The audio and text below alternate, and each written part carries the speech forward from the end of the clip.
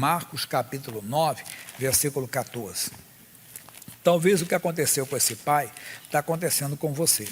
Você não está conseguindo a libertação do seu parente, do seu ente querido.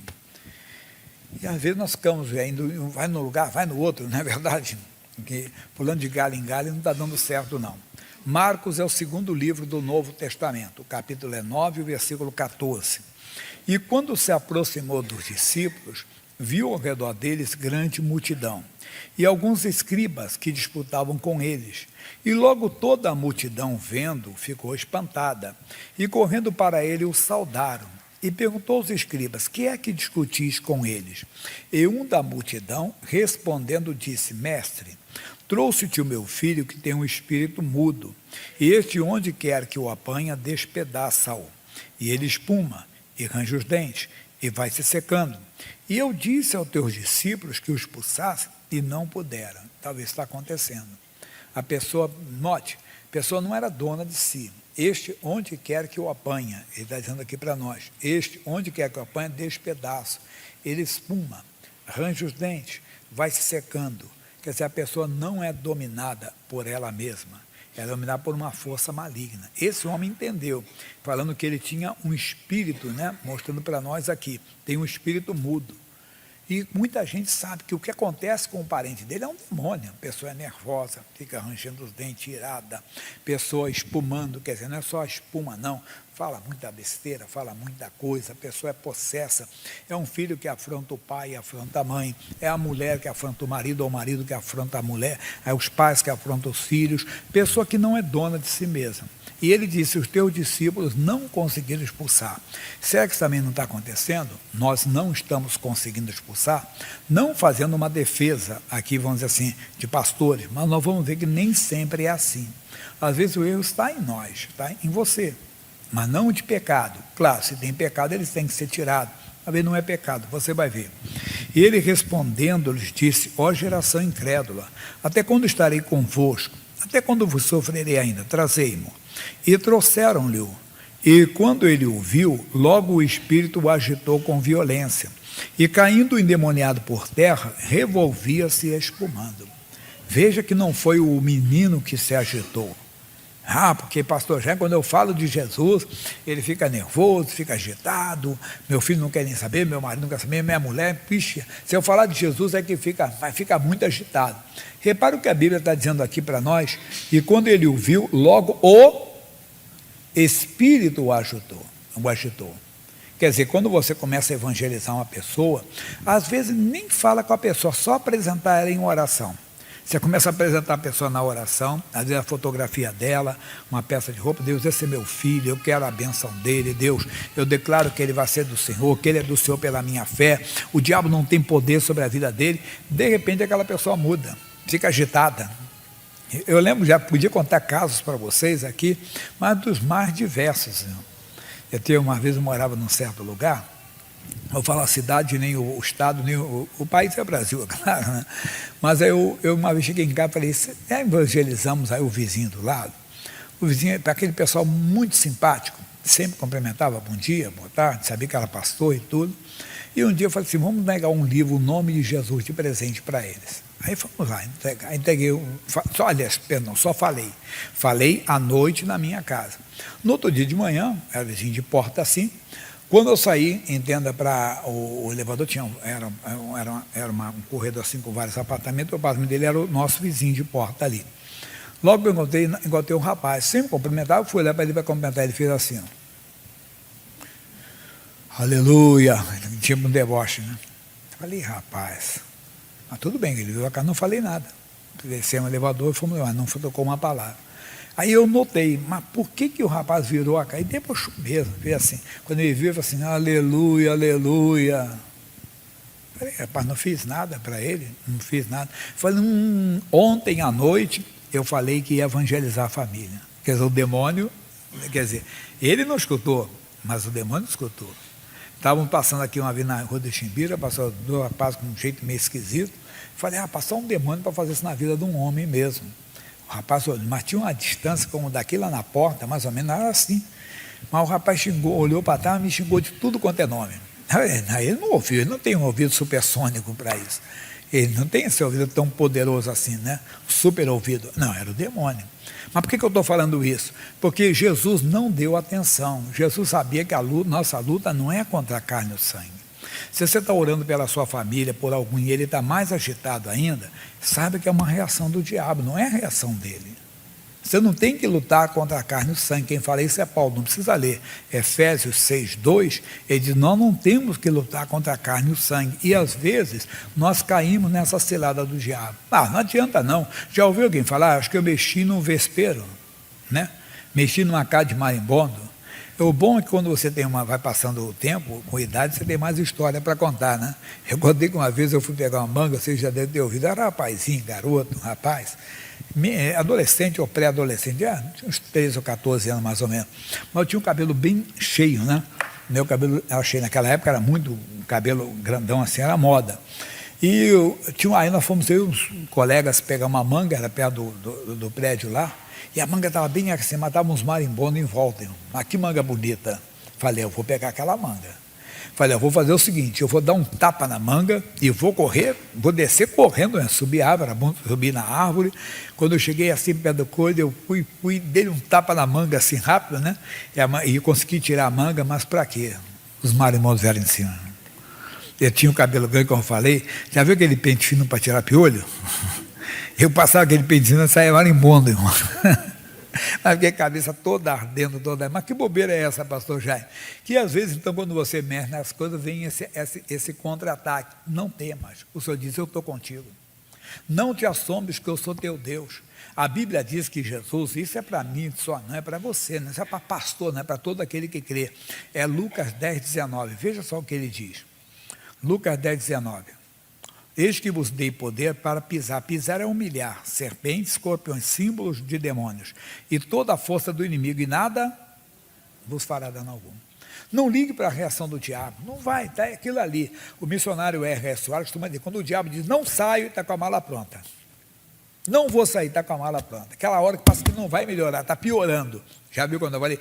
Quanto mais eu rezo, mais assombração me aparece. É uma reação do diabo. Jesus não deu atenção. O que Jesus fez? E perguntou ao pai dele, quanto tempo há que lhe sucede isso? Eu perguntei sempre, pergunto, Jesus precisava fazer essa pergunta? O que você acha?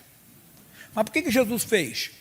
Lembra que Jesus perguntou para a mulher, chama o teu marido, e ela disse, eu não tenho marido. Disseste bem, tiveste 5 maridos que tu tens, não é teu marido. Ele conhecia, sabia a vida, o passado dela.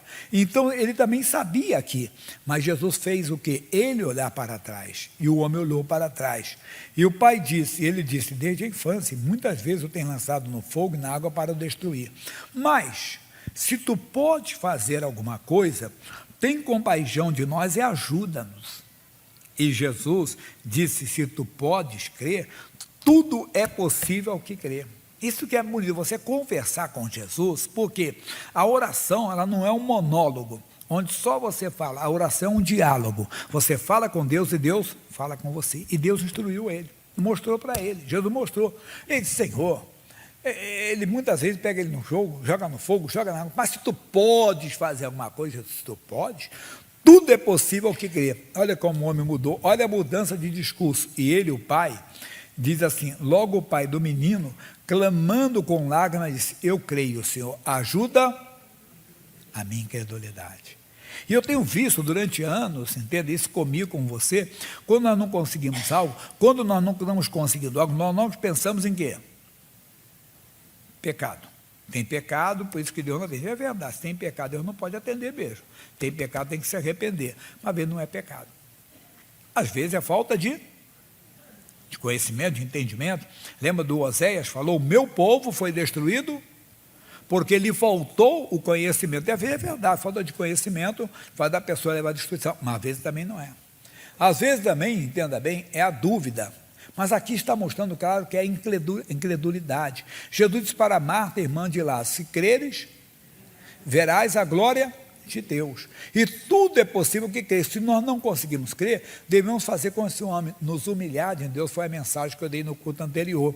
Quando a Bíblia diz, Tiago 4,10, humilhai-vos perante o Senhor e Ele vos exaltará. Mas nós não costumamos fazer isso.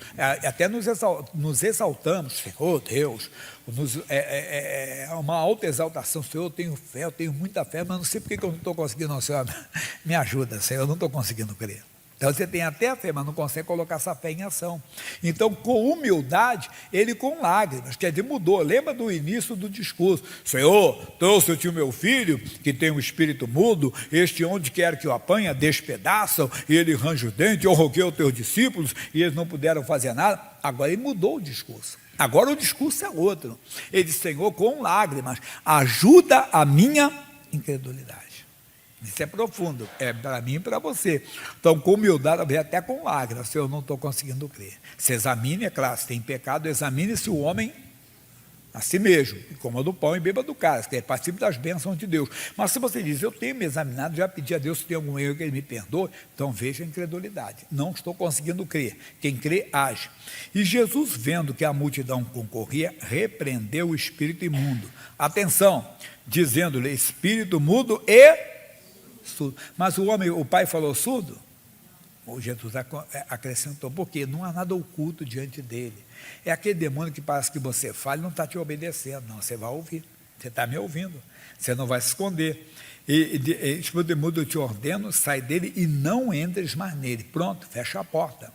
Nós contamos um caso bonito. Era um pastor que gostava de fazer praça. E ele estava fazendo praça e muita gente sendo liberta. Ele disse: a pessoa, eu vou orar agora para quem tem problema de feitiçaria. E uma senhora parou com as bolsas de compras, né, assim, curiosidade, ficou olhando. E ele disse: demônio que diz que é o guia dessa pessoa, você vai sair agora em nome de Jesus, vai manifestar. Manifestou o demônio na mulher, e você vai sair, não vai entrar mais em nome de Jesus. Vai escutando. Ela frequentava negócio de terreiros, né? Negócio de feitiçaria. Chegou lá na feitiçaria, o pessoal bate o tambor, queria, não sei, cadê que o demônio descia nela, né? Como a gente fala, o santo descia, não descia, e vira para cá, gira para cá, dança, nada. Aí manifestou numa outra pessoa e disse: o homem lá da praça não deixa. O homem da praça foi o pregador que disse: sai e não entres mais. E não entrou, irmão. A porta que você fecha, ninguém vai abrir. Quando você fala com convicção em nome de Jesus, fecha a porta para o diabo. É muito bonito isso aqui. Aí ele diz: e ele, o demônio, clamando e agitando com violência, saiu. E ficou o menino como morto, de maneira que muitos diziam: estava morto. E quantas vezes a pessoa: não tem mais jeito. Calma. Mas Jesus, tomando pela mão, o ergueu e se levantou. O que temos que fazer? Ainda que todo mundo diga que não tem mais jeito, não. Eu orei, eu falei em nome de Jesus, segura. É como Pedro: eu não tenho prata nem ouro, mas o que eu tenho eu te dou. Em nome de Jesus Cristo Nazareno, levanta-te e anda. E o homem se levantou?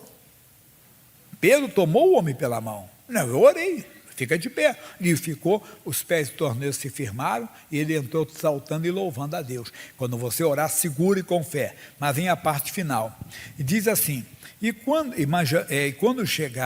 entrou em casa, os seus discípulos lhe perguntaram à parte: por que não podemos nós expulsar? E disse-lhes: essa casa não pode sair com coisa alguma, a não ser com oração e jejum. Vamos recapitular aqui, que não dá tempo de falar muito agora não, mas veja só. Quando Jesus chegou, Jesus estava vindo de onde? Alguém lembra dessa passagem?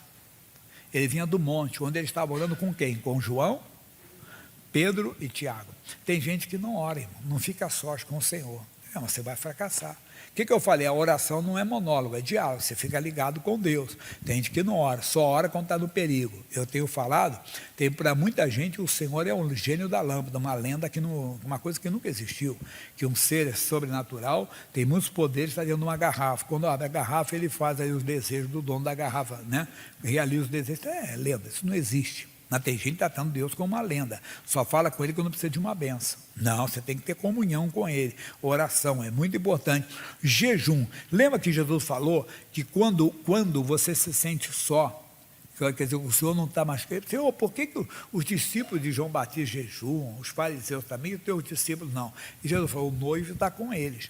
Vai ter dia que o noivo vai ser tirado, eles jejuarão. Quer dizer, aquele dia que parece que você está desligado, aí você vence a carne.